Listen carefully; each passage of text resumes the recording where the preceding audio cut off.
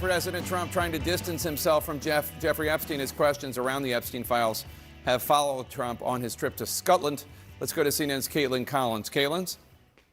Yeah, Jake, obviously these are still questions that the president has been facing as he's negotiating trade deals, saying he'd rather be talking about that, but still leaving open the possibility of a pardon for Ghislaine Maxwell, as he did with reporters today. And also, Jake, offering something that we have not heard from the president before, which is kind of offering an explanation, a new explanation for why he had the fallout with Jeffrey Epstein, who, of course, as we know, decades ago was a member at the Mar-a-Lago Club. We knew his membership had been terminated. And the president today, as he was fielding questions from reporters while sitting next to the British Prime Minister, had this to say about his falling out with Jeffrey Epstein. For years, I wouldn't talk to Jeffrey Epstein. I wouldn't talk because he did something that was inappropriate. He hired help. And I said, don't ever do that again. He stole people that worked for me. I said, don't ever do that again. He did it again. And I threw him out of the place, persona non grata. And by the way, I never went to the island.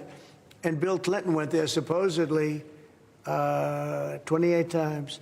I never had the privilege of going to his island. And I did turn it down, but a lot of people in Palm Beach were invited to his island.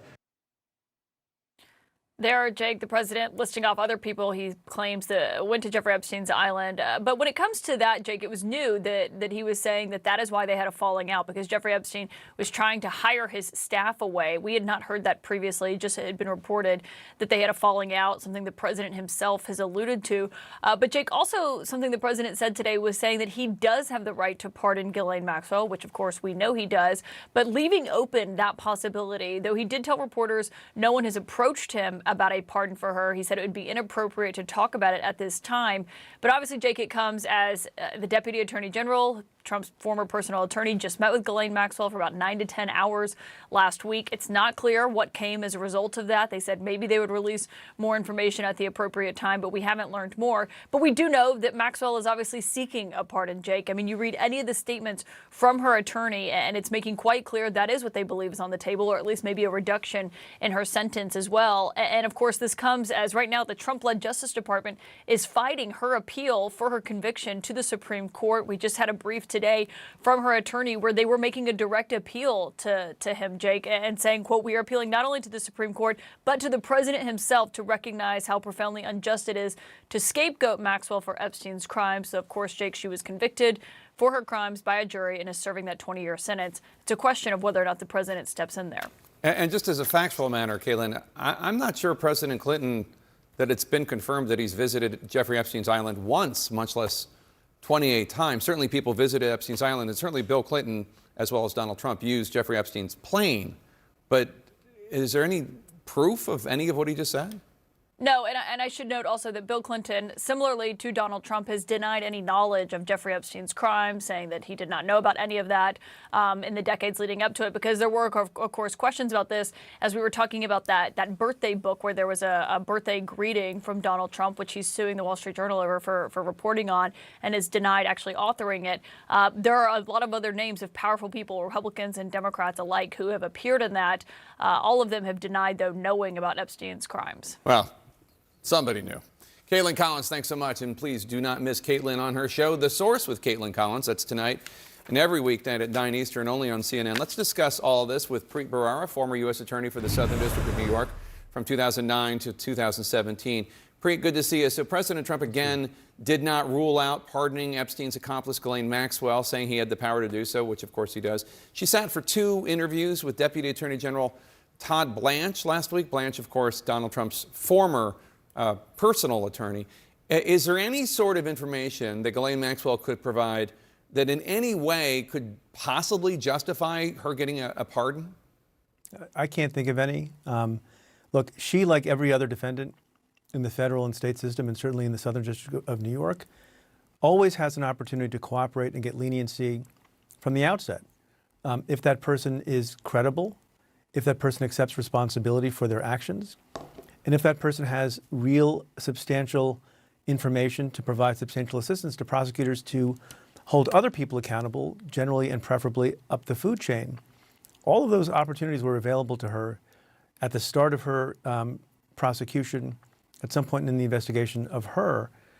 And serious, professional, credible people at the Southern District of New York didn't find that to be in the offing. So on the one hand, given the crimes for which she's been convicted, which are very, very serious, she conspired with and aided and abetted what I think the administration itself has called the greatest pedophile in American history. So on the one hand, it wouldn't make any sense to give leniency to such a person. On the other hand, not to be overly cynical, it seems that the president wants to have some measure of exoneration, and he's not gotten that from anyone else. And so if she is able to say, hypothetically, that Donald Trump didn't do anything untoward, and all sorts of other people that they'll put on a list, given the absence of a list from Pam Bondi's desk, or his political rivals, they did, that's a good bargain for him probably in his political thinking.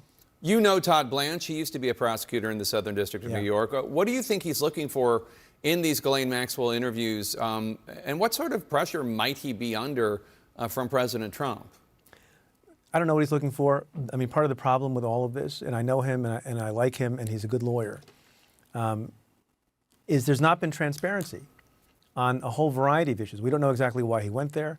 We don't know what was said when he was there. We don't know, for example, procedurally, and this is important to prosecutors and agents alike, if he brought FBI agents who were third parties, who were neutral and objective and taking notes so that we can trust the reports that come back out of the sessions, probably under an enormous amount of pressure for the reasons I mentioned a couple of minutes ago, that Donald Trump is looking for an out.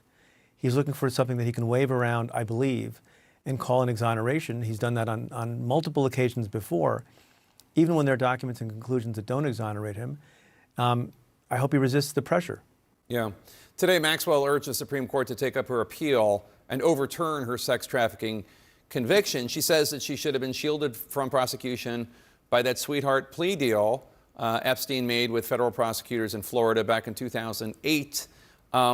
It's an argument that worked for Bill Cosby with, I believe, the Pennsylvania Supreme Court, the idea that, like, just because a new prosecutor comes in, that doesn't void the deal made by the old prosecutor. How likely is it that the U.S. Supreme Court might overturn her conviction? I think it's unlikely. I don't remember the details of the Bill Cosby case. It's been a few years. But as long as you show, as I believe the Southern District of New York subsequent case did, that there was different conduct, there were different victims, there were different schemes being charged, that wasn't covered. All other conduct, I don't believe, on the terms of the agreement in Florida, even things that were not brought to the attention of the prosecutors there, I don't believe all that was covered. You never know with this particular Supreme Court. I've been surprised on a number of occasions about rulings the past 2 or 3 years, but I think it's an uphill battle for her. You were U.S. Attorney for the Southern District of New York from 2009 until 2017, as I noted. This is after the sweetheart plea deal with Epstein was made by then U.S. Attorney Alex Acosta during the George W. Bush administration. But the plea deal was unsealed in 2009, and he probably committed crimes in New York. He had a Manhattan townhouse there that he used. Did any accusations or any case against Epstein ever come across your desk? Not across my desk, no. I think a person who deserves a lot of credit for reviving this is someone in your profession, Jake, a profession that I respect very much and am partly in myself now. And that's the journalist Julie Brown. Julie Brown's great, of course, yeah. Who sometimes people will talk to journalists before they'll talk to prosecutors and investigators. And she exposed how much of a corrupt deal it was in Florida. She talked to other victims and brought forward people. And her reporting gave courage and inspiration to a number of other victims who came forward, and then a case was able to be made. By the way, the other thing we don't have transparency about, relatedly, that I meant to mention earlier, is why on earth Maureen Comey, who is one of the people in this whole long, drawn-out saga, who actually had something to do with affirmatively bringing Jeffrey Epstein to justice, why she was fired, other than the president says he has a right to under Article 2. So there's a lot still to learn. Yeah. There's also this madness, this accusation like, oh, there might be that people who are Trump haters might have put stuff in the Epstein documents that, to make it look bad for him. This is one of the most bizarre conspiracy theories I've ever heard. The idea they would do this and then just walk away instead of not act on it. Yeah, do it in 2016 or do it in 2020 when they're trying to, or 2024 when they're trying to defeat Donald Trump, but then just put it there and hope somebody finds it, as opposed to, anyway. Preet Bharara, thanks so much. Really good to have you.